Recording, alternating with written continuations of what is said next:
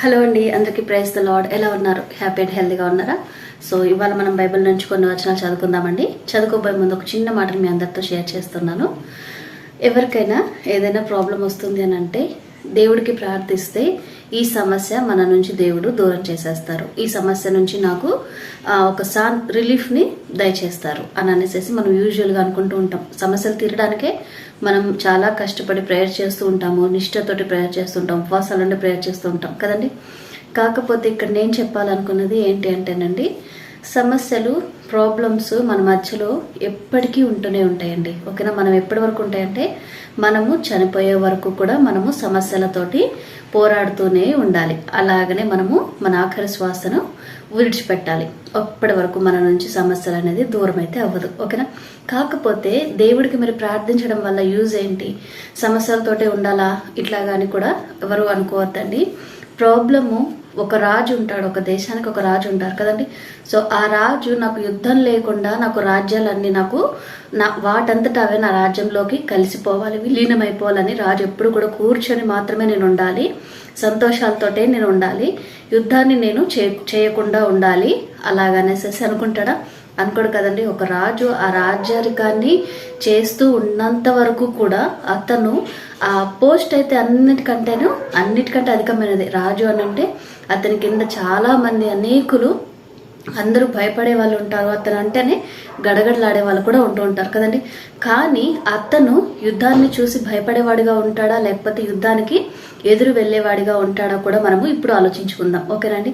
ఒక రాజు ఎలాగైతే యుద్ధానికి ఎప్పుడు కూడా రెడీగా ఉంటాడు, అతను ఎప్పుడు కూడా టైర్డ్ అయిపోయినట్టుగాను, అలసిపోయాను, లేకపోతే నన్ను యుద్ధం లేని ఒక రాజ్యాన్ని నేను పరిపాలించాలి అని అనేసి, లేకపోతే అట్లాగా నేను కూర్చొని తింటూ ఉండాలి, హ్యాపీగా ఎంజాయ్ చేయాలని అనేసి ఎప్పుడు కూడా అనుకోడండి. ఒక యుద్ధం అయిన తర్వాత ఇంకో యుద్ధం అట్లా అతను ఆ రాజు ఆ పోస్ట్ నుంచి దిగిపోయే వరకు కూడా అతను యుద్ధంలో పోరాడవలసినదే. ఓకేనా? సో ఇట్లాగా మరి రాజు ఉంటేనే తప్పిస్తే కదండి ఆ రాజు అతని యొక్క పోస్ట్ ని కాపాడుకోగలుగుతాడు కదండి. సో అతను ఆ సింహాసనం మీద కూర్చోవడానికి అతనికి వాల్యూ ఉంటుంది, అతనికి కూడా చాలా మంచిగా ఉంటుంది, అండ్ అతనికి ఆ గెట్స్ ఉంటాయి. ఒక యుద్ధాన్ని గెలిచినప్పుడు అతను ఎంతో ఇంకా ముందు ఉన్నదానికంటే ఒక యుద్ధం గెలిచిన తర్వాత ఆ రాజులో కూడా ఇంకా చాలా కాన్ఫిడెన్స్ లెవెల్స్ ఎక్కువ అవుతాయి, ఇంకా గంభీరంగా కూడా ఉంటూ ఉంటాడు కదండి. సో మనం కూడా విశ్వాసులము, క్రిస్టియన్స్, దేవుని నమ్ముకున్న వాళ్ళు ఇలా అనుకున్నప్పుడు సమస్యలు మనతోటి ప్రయాణం చేస్తూనే ఉంటాయి. కానీ ఒక సమస్యను మనం జయించినప్పుడు మనలో వచ్చే విశ్వాసము, మనలో వచ్చే ఆత్మధైర్యము, పౌరుషము, పట్టుదల, ఆ దేవుని యొక్క గొప్పతనము, ఇవన్నీ కూడా మనము అనుభవిస్తూ ఉంటాం కదండి. సో అట్లా అనుభవించినప్పుడు మనం ఏమవుతాము అని అంటే సమస్యల్ని మనం ఎదుర్కోవడానికి కూడా ఆ రాజులాగానే యుద్ధానికి ఎలా అయితే రెడీగా ఉంటాడో ఎప్పటికప్పుడు ప్రాక్టీస్ చేస్తూ అన్ని విద్యలు కూడా ఎప్పటికప్పుడు అతను సాన పెట్టుకుంటూ ఎలాగైతే ఉంటాడో మనం కూడా ఎప్పటికప్పుడు విశ్వాసంలో దేవునిలో ఎదగడానికి మనం కూడా అలాగనే ఇష్టపూర్వకంగా దేవునితో సహవాసం చేయడానికి నిలబడగలుగుతాం. ఓకేనా? సో ఈ నిమిషం నేను చెప్పదలుచుకున్నది ఏంటంటే సమస్యల నుంచి మనము విడుదల పొందాలి, లేకపోతే సమస్య నా నుంచి దూరం అయిపోవాలని అనుకోకుండా సమస్యల నుంచి పోరాడే శక్తిని, బలాన్ని, అలాగనే సమస్యలో నేను లెగ్గడానికి కావాల్సిన అన్ని విషయాల్లో కూడా నాకు నేర్పుని దయచేయండి అని ప్రార్థన చేసుకుందాం. ఓకేనండి. సో యుద్ధము ఆటోమేటిక్గా డిక్లేర్ చేసేసారండి. రిజల్ట్ అయితే మన ముందు ఏ సమస్య వచ్చినా కూడా యుద్ధము యెహోవాదే, విజయం మనదే. ఓకేనండి. సో కాన్ఫిడెంట్గా ఉందాము, బలంగా ఉందాము, పౌరుషంగా ఉందాము. ఎందుకంటే మనం నమ్ముకున్న దేవుడు రోషం కలిగిన దేవుడు. మన వైపు ఎవరైనా మనల్ని టచ్ చేసినా, మనల్ని మాటలన్నా, మన మీదకి ఎవరైనా తిరుగుబాటు చేసినా అప్పుడు దేవుడు ఎలా ఫీల్ అవుతారు అని అంటే పర్వాలేదులే, ఊరుకో, లైక్ తీసుకొని అయితే అన్నారండి. మన మీదకి ఏ సమస్య వచ్చినా, ఎవరు మన మీదకి ఎట్లా తిరగబడినా కూడా అది దేవునికి ఎలా ఉంటుంది అని అంటే ఆయన కనుగుడ్డును ముట్టినట్టుగా ఆయన ఫీల్ అవుతారు, రియాక్ట్ అవుతారు దాన్ని బట్టి. ఓకేనా? సో ఎవరు కూడా ఆ విషయాన్ని మర్చిపోవద్దు. అండ్ అలాగనే మనము కూడా ఒక రాజుని మించిన యోధులలాగా పౌరుషంలోను, పట్టుదలలోను, విశ్వాసంలో అన్నిటిలోనూ కూడా ఎక్కువగానే ఉందాం. ఓకేనా? ఓకే అండి. మనం ఇవాళ మార్కు సువార్త 3వ అధ్యాయము 26 వచనం నుంచి 35 వచనాల వరకు చదువుకుందాం. సాతాను తనకు తానే విరోధముగా లేచి వేరుపడిన ఎడల వాడు నిలువలేక కడతేరును. ఒకడు బలవంతుడైన వానిని మొదట బంధించితేనే తప్ప ఆ బలవంతుని ఇంటజొచ్చిన వాని సామాగ్రి దోచుకొననేరడు. బంధించిన ఎడల వారి ఇల్లు దోచుకొనవచ్చును. సమస్త పాపులను మనుష్యులను చేయు దూషణలన్నీయు వారిని క్షమించబడును గాని పరిశుద్ధాత్మ విషయము దూషణ చేయువాడెప్పుడునూ క్షమాపణ పొందక నిత్య పాపము చేసిన వాడై ఉండునని మీతో నిశ్చయముగా చెప్పుచున్నాను నేను. ఎందుకనగా ఆయన అపవిత్రాత్మ పట్టిన వాడని వారు చెప్పిరి. ఆయన సహోదరులను తల్లియు వచ్చి వెలుపల నిలిచి ఆయనను పిలువనంపిరి.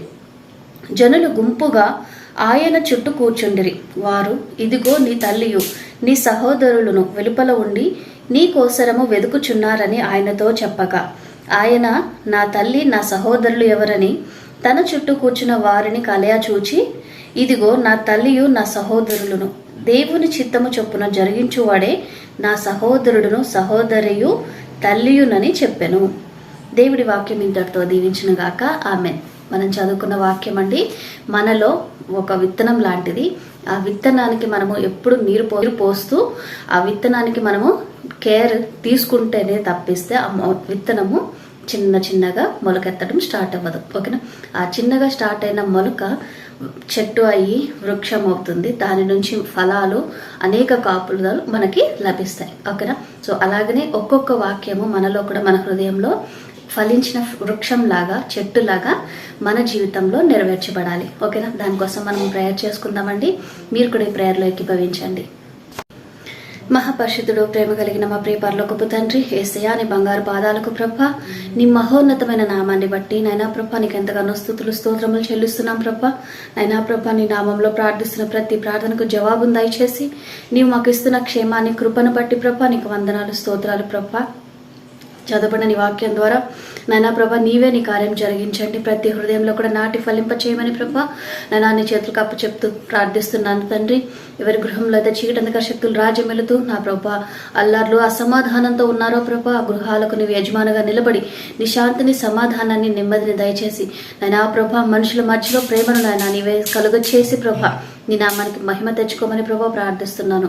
ఫైనాన్షియల్గా ఇరుకులు, ఇబ్బందుల్లో ఉన్న వారిని జ్ఞాపకం చేసుకుంటున్నాం తండ్రి. వారికి నైనా ప్రభా నీ ఆకాశపు వాకిళ్ళు విప్పిన ప్రభా నీ దీవెనతో దీవించి ఆశీర్వదించమని ప్రభా సమృద్ధిని దయచేయమని ప్రభా ప్రార్థిస్తున్నాము తండ్రి. ప్రభా లోకంలో ఉంటుండగా ప్రభా ఎటువంటి సమస్యకు మేము లోబడకుండా, లొంగకుండా ప్రభా బాధ, బెంగ లేకుండా నా తండ్రి ప్రభా నిన్ను నమ్ముకున్న వారిలాగా నాయనా ప్రభా ధైర్యంగా నిలబడి ఎదుర్కోవడానికి కావాల్సిన శక్తిని, నాయనా ధైర్యాన్ని నీవే మాకు దయచేయమని ప్రభా ప్రార్థిస్తున్నాం తండ్రి. అప్పుల సమస్యల నుంచి తీర్చిన ప్రభా వారిని సాక్షులుగా నిలబెట్టి వాడుకోండి యేసయ్యా. అనారోగ్యంగా ఉన్న వారిని జ్ఞాపకం చేసుకుంటున్నాం తండ్రి. వారికి నీ హస్తం ఉంచి నా ప్రభా నీ స్వస్థతను దయచేయండి. ఎందుకంటే స్వస్థత నీ వలన మాత్రమే సాధ్యము నా తండ్రి. నీవే కృప చూపించండి. వారికి ఒకవేళ డాక్టర్స్ ట్రీట్మెంట్ ఇస్తుంటే ప్రభా ఆ డాక్టర్స్కి నీ జ్ఞానాన్ని దయచేసి ఆ ట్రీట్మెంట్ నాయనా ప్రభా నీ సరైన విధంగా అయినా నీవే నాయన సహాయం చేయమని ప్రభా ప్రార్థిస్తున్నాం తండ్రి. నాయనా ప్రభా ఇంతవరకు నేను చేసిన ప్రతి మేలును బట్టి నాయనా ప్రభా నీకు ఎంతగానో స్తుతులు స్తోత్రములు చెల్లిస్తూ ఈ చిన్ని ప్రార్థన యేసు నామంలో ప్రార్థించి వేడుకొంచున్నాము తండ్రి. ఆమెన్. ప్రైజ్ ది లార్డ్ అండి. అందరికీ have a great day. God bless you all. By by.